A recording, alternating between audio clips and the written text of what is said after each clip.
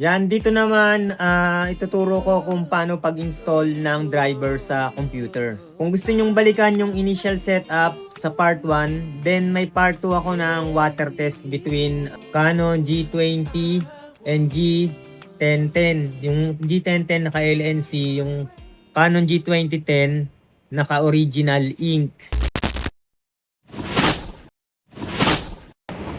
So, kung hindi nyo pa alam yung full website, no, i-Google search nyo lang. Lagay nyo dito Canon G2010 driver. Pero may kasamang CD yun, no? Kung may CD-ROM ang inyong computer or yung laptop nyo, may DVD-ROM, CD-ROM, pwede na yon, no? Click nyo lang tong driver, yung una. Tapos, yan, G2010 series full driver. Download. Then pag na-download na yan, ang by default nasa download folder yan. Okay, i-click nyo lang dito sa taas, makikita nyo dyan. Then, i-double click lang, nakatatlong download na pala ako. Double click lang. Yes. Madali lang to, no? Mga ilang minutes lang to, no? Lalo na kung mabilis yung computer nyo. Then, start setup.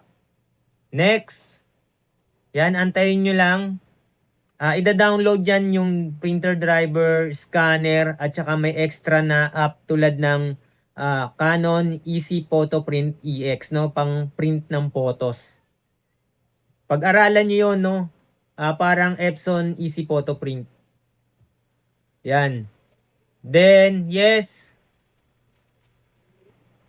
Then, click agree. Yan. Then, antayin lang. Once na hinanap na yung printer, i-turn on nyo yung printer. Then, all goods na yun, no? Madedetect na yan ng Windows. Yan. Antayin lang yan, installing MP drivers.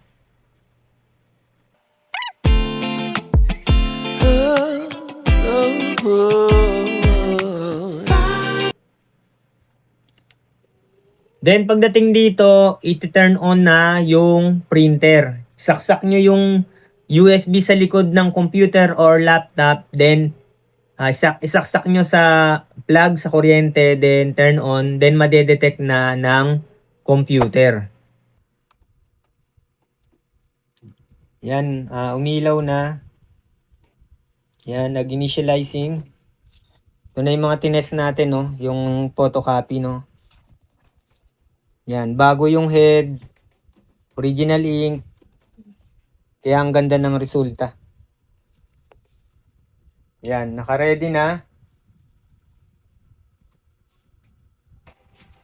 Yan, na-detect na yung printer, no? Tumunog na. Ngayon, kung hindi na-detect, no? Palit-palit nyo lang sa USB port sa likod ng ano, ng computer.